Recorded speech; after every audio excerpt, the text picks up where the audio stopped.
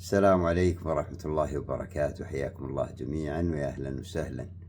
لا زلنا في سلسلة من عجائب الرقاة ومعنا الراقي فهد القرني وعالم الجن.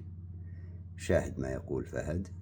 ايه المارد راح قال فهد القرني، المارد علم فهد القرني، المارد ما علمني. انا راقي شرعي من اكثر من 30 سنه، ما في جني ما تلاقت انا وياه. طيب عندنا فهد القرني يقول أنا راقي منذ 30 سنة وما في جني إلا وتلاقطت أنا وياه، يعني حصل بيننا مشكلة أو شيء أو خلاف أو شيء من هذا، ويعني يبدو لي والله أعلم من مواري هذا القصد أنه يعني تغلب عليهم جميعا، يعني صار بينهم مناوشات وكذا، وكانت الغلبة لفهد القرني. لكن نشاهد بقية الطرح. صرت اعرف وش يبغون وش ما يبغون، حتى وش ياكلون يشربون. واحد صار يعرف وش يبغون وش ما يبغون، ماذا يريد الجني وما لا يريد أصبح يعرفه فهد القرني، وإيش يأكلون وإيش يشربون. طيب الله يصلحنا وياك يا فهد القرني، اسمع الله يصلحك، لا تخرج للناس بمثل هذه الفيديوهات. طيب، من تحدث في علم الغيب بغير ما قال الله وقال رسوله صلى الله عليه وسلم فهو أحد الكذابين، ما يحتاج يعني، هذه أبجديات. لكن نشاهد.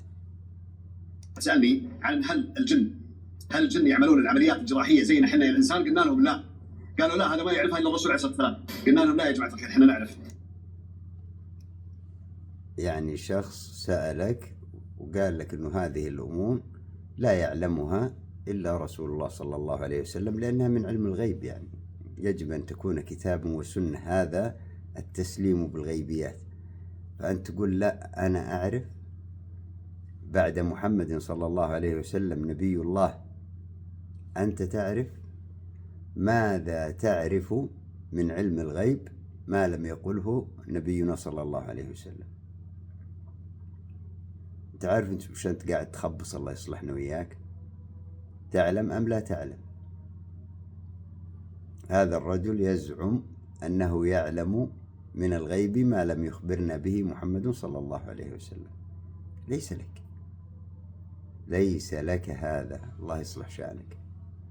النبي عليه الصلاه والسلام كل شيء علمنا اياه النبي عليه الصلاه والسلام، واحنا نعرف ان الجن يتداوون ويتعالجون بالطب البديل، ما عندهم جراحه ولا عندهم تداوي زي عندنا بالطب الاكلينيكي، ما في. هناك بالاعشاب، واكثر الاعشاب اللي يتعالجون فيها الجن اللي احنا نستخدمها الان احنا يا معشر الانس اللي هو الشذاب والحلتيت، اذا انتم ما تدرون. طبعا الجن يتداوون بالطب الشعبي ولا ايش؟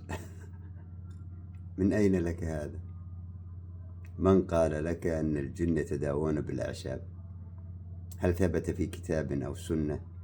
يا ابني الله يصلحنا وإياك، أن تخرج تهبد للناس من راسك كذا. من قال لك؟ إن ثبت في الكتاب والسنة فقل هذا دليلي أن الجن يتداوى بكذا أو يعجبه كذا أو يحب كذا. من لم يثبت في الكتاب والسنة من أين لك؟ لا تخرج في الناس تهبد يا ابن الحلال، الله يصلح شانك. أنت تتحدث في الغيب بعد محمد صلى الله عليه وسلم، وأن الجن يتعالجون ولا يتعالجون ويتداوون. من قال لك أنهم يمرضون ويتعالجون وتصيبهم جروح؟ يعني صراحة أنه شيء عجيب. كيف لنا أن نتحدث في أمور الغيب شيء لا أعلمها؟ يعني أنا رجل ما رأيت جني، قرأت في القرآن وقرأت في السنة فعلمت عن الجن ما قال الله وما قال رسوله صلى الله عليه وسلم. أكثر من ذلك ليس لدينا أبدا. وما تزعمهم أنت أنهم جن ومش عارف يعني تلاقت أنت وياهم والعالم هذولا كلهم، هذه كلها أمراض نفسية عند من يأتون إليك، وأنت تزيد تدخلون في جدار وتقول جن ومدري إيش وسوالفك، اللهم المستعان، الله يصلح شانك. الحديث اللي احنا نستخدمه الان طارد للجن، وفي بعض المقولات تقول، وانا من ضمن اللي قلت انه مو طارد، انما يا سبحان الله العظيم الشياطين ترتاح او تحب رائحته، فاذا شم رائحه الانسان سكن ارتاح، لان الشيطان فيه يرتاح. يعني الناس يقولون أن الحلتيت والطارد للجن، وأنت غيرت المقولة أيضا، لك وجهة نظر أنه مريح للجن إذا شم الجن الحلتيت سكن. طيب الجن يروح يشم الحلتيت في البر هناك في منابت الشجر ويسكن هناك، وش جابوا عندنا هنا؟ وإذا دخل فيك الجني وشم الحلتيت يرتاح، وأنت تبغى الجني يرتاح وفي بني آدم، ولا تبغاه يشتغل، ولا وش أنت تبغى يعني؟ ولماذا تريح الجني داخل بني آدم؟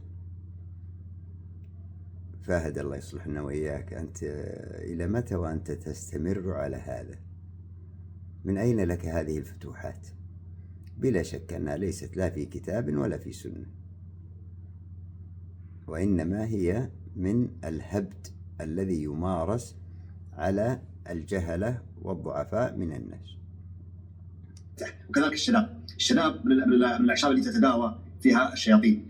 شوفوا، الشذاب من الأعشاب التي تتداوى بها الشياطين، أين قرأت هذا؟ يا أخي أنا أبغى أخذ من معلوماتك يا أخي، بالله نورنا، أين قرأت هذا؟ شوف يا فهد، ترى هذا العلم، طيب يعني مثلا سماحة المفتي ما أصبح مفتيا ولا أصبح عالما إلا لأنه يقول قال الله قال رسوله، وممسك على ما أتى به هذا النبي، ولا يزيد بعد محمد صلى الله عليه وسلم. فإن سئل وإن قيل له شيء قال الله قال رسوله. هذا هو العلم، هذا هو الدين، ولذلك الله رفع شأنه. وكل من أتوا بعد نبينا صلى الله عليه وسلم على هذا المنوال. ما تزعمه أنت الآن من أين لك؟ انتبه. يوم من الأيام اسألوني، يطلع واحد منكم أو اثنين اسألوني أسئلة عن الجن بصفة عامة، عن عالم الجن، وأنا أتكلم لكم باستفاضة.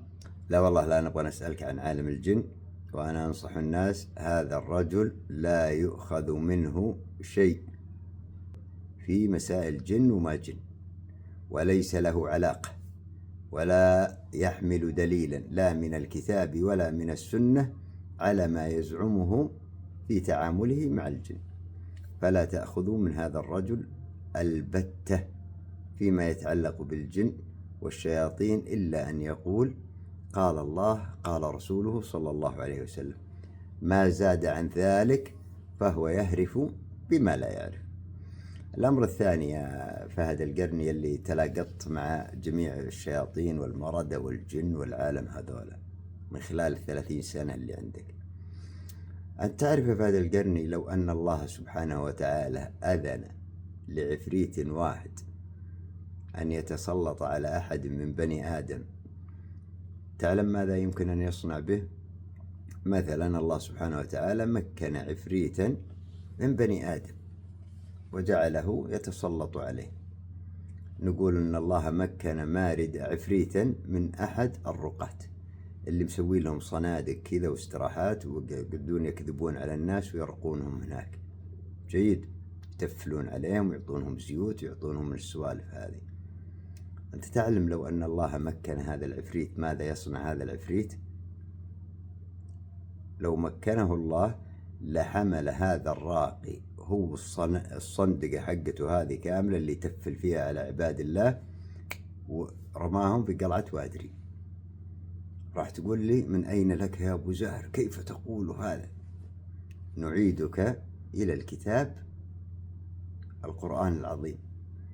ذكر الله سبحانه وتعالى أعتقد في سورة النمل في قصة سيدنا سليمان عندما أراد أن يأتي بعرش بلقيس من اليمن إلى القدس أو إلى الشام، قال أيكم يأتيني بعرشها قبل أن يأتوني مسلمين؟ قال عفريت من الجن أنا آتيك به قبل أن تقوم من مقامك وإني عليه لقوي أمين.